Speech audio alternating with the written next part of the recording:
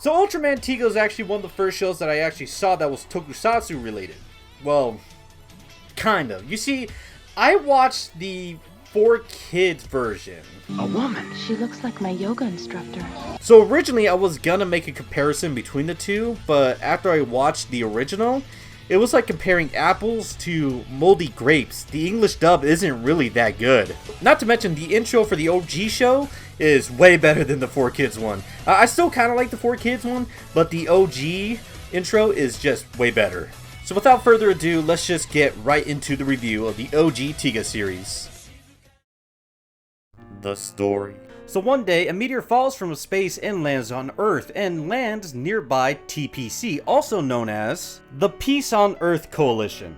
Okay, we gotta talk about, like, companies and coalitions and whatever that are in tokusatsus. Now, I saw this same thing in Jetman, where they also have, like, a peacekeeping federation, and I think it's kind of weird that all the countries at one point in time decided to put all their fundings like towards this one group that is responsible for keeping world peace, and then eventually I think at some point they decided not to do anything about it, because then they realized, oh snap, this company or this coalition became so strong that they can easily wipe out a country. We're not gonna mess with them, we're just gonna leave them alone and not do anything, okay? And then so like it's weird that like coalitions and federations like are created just for peacekeeping, and they're never disbanded like after a while, you know. But maybe it's different in like in another tokusatsu where maybe it's like they it does disband after a good while but comes back.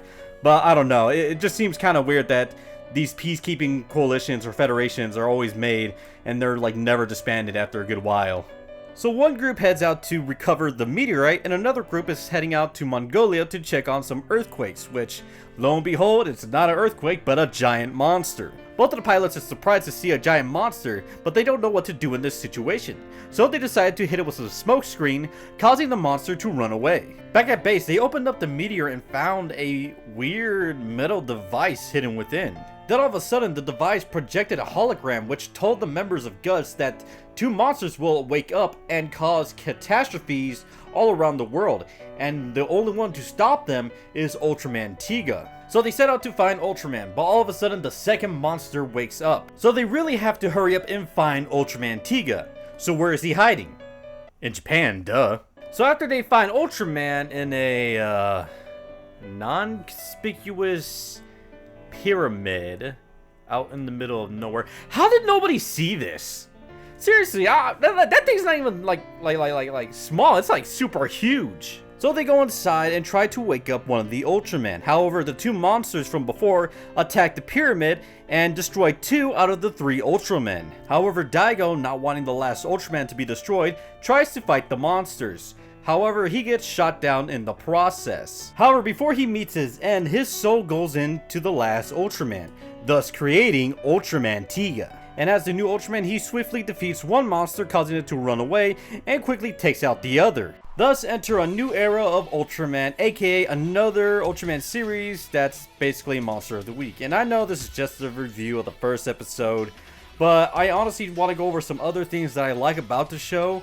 And if I were to go over all 52 episodes, we would be here for quite a while. So I'm going to leave it at that for just a quick review over the first episode. And let's get on to the other stuff that I liked about the series, and some things I'm going to critique about it as well. Costumes. So first off, let's start with Ultraman Tiga. Now, I love Ultraman Tiga's design. I love his chest piece. I love how his like head design is. I love the gray, red, and blue designs that kind of just intertwine with one another, and it kind of makes it look like he has like knee pads and everything. And I do like Ultraman's design because it doesn't look too far out there, and it's something that doesn't look too close to the original Ultraman stuff. Sometimes when people design characters from the same franchise, they usually try to make it look like it's like still similar but slightly different. And then sometimes you get other characters from, you know, it's the same franchise look drastically different compared to the older stuff. And I think that's why I really like Ultraman Tiga's design.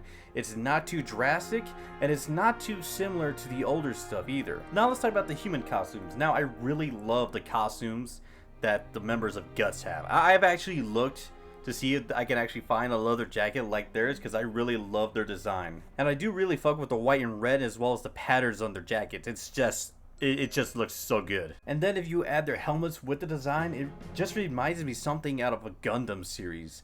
And I'm not sure if that's something they actually want to go for, but man, it just looks so good. And honestly, I would be very, very disappointed if a live-action Gundam series doesn't do a design similar to what the Guts members wear. Now it's time for the kaiju, and to be honest, the kaiju designs can range from good to to they should have probably worked on that some more. I think some of my most favorite monster designs were the two monsters in the first episode, the weird bird ones, as well as the evil Ultraman one. And the two monster designs that I wasn't really feeling were the bunny one and the Bonds design. And honestly, if I were to go over each monster design, I think the video would be a lot longer than it should be. So I think I should do, well, more of a short series rather than a whole video. Choreography. So I'm not going to talk much about choreography. I mean, come on, it's a kaiju show. Nobody's going to be throwing like super fast kicks, 360 kicks. You know, everything's not going to be like super top tier fighting like you would see in like martial arts movies. But there are times where I feel like they could have taken a little more time to work on the choreography. One of the episodes, that being, is the Human Collection episode where Ultraman fights like these weird crow aliens, and in the episode of Inheritance of Shadow. In Human Collecting, sometimes the actors look like they forget what they were supposed to do next, and then they're like, oh yeah, and they go right back to it. And sometimes the choreography doesn't kind of really flow well with one another, you know, and it kind of makes it look a little clunky. As well as the punching and the kicks, where in martial arts and action movies, it's like a couple of inches away from the body, but here you can clearly see that there's a big giant space between like each hit, you know, and then there's like also some delayed reactions for like the other stuntmen, where they throw a punch and it's like, oh, they look like they're having a very late reaction. In Inheritance of Shadow, the choreography is a little bit better, but it looks like the actors didn't really have too much time to work on the choreography itself. It looks like they maybe had a couple of hours to train on how to do everything, but after that, they didn't really have time to kind of make everything nice and crispy. So that's it for choreography. Let's move on to the next one. Special effects, practical effects, and 3D animation. So now we're on to the effects and the 3D animation, and obviously, as you can tell, it's not that good. I mean, judging it from this time period, the 3D effects, the special effects, and everything are not that great, but I'm sure at that point in time, the effects and everything were just like super good. And sometimes you can forgive the special effects, but sometimes when you see certain scenes, you can definitely tell, like, yeah, that's not an actual person right there. So yeah, I knew I was going into watching a series that was very old. That was like made back in like, what, 96? So I'm not going to judge it too harshly. I'm not going to give it too bad a review because of the special effects alone. But just so people know that, like, yeah, if you're going to go watch one of the older series like Tiga, just to let you know, some of the effects are pretty bad. Not everything looks like compared to modern day stuff. But if you could just get past that, you'll have pretty much a good time. Conclusion. So after going through everything and looking at everything, I can safely give Tiga a good 7 out of 10 on my rating. Now, there's one thing I did forget, and that is I forgot to talk about the music. But to be honest, I never really have anything to talk about the music on Tiga. It never felt out of place. It was kind of like it set the tone for what the episode was going to be. You know, and that's usually how it is with tokusatsu stuff, that most of the time the music is pretty on point, so I really got nothing to talk about for the music. But if you guys like my review, if you like everything that I talked about today, hit that like, subscribe button, and I'll see you guys next time.